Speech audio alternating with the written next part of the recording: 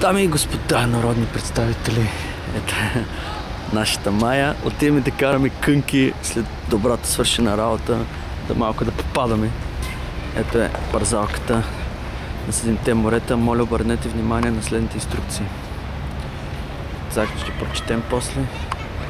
Ето е парзалката, после ще ви покажем Лебедово езеро с професор по кънки Майя Тасева, балет майстор.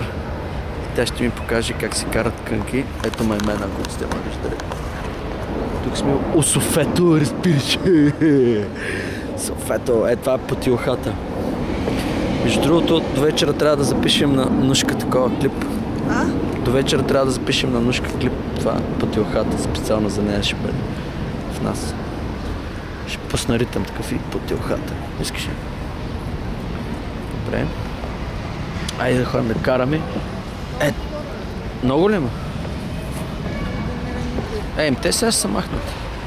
Ето е парзалката. Джуп.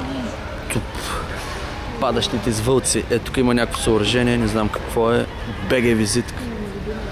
Да. Много яко. Някаква летяща чиния за лед.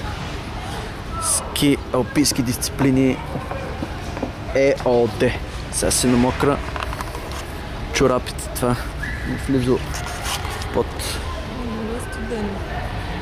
Студенко ли? Много искаме така, като се научим Майя, виж като е тази двойка за ръка. Аз тък не играва току-що. Искам да е бати глупаци. Не, аз ма те много такива, аз съм ги гледал винаги. Голяма работа. Да.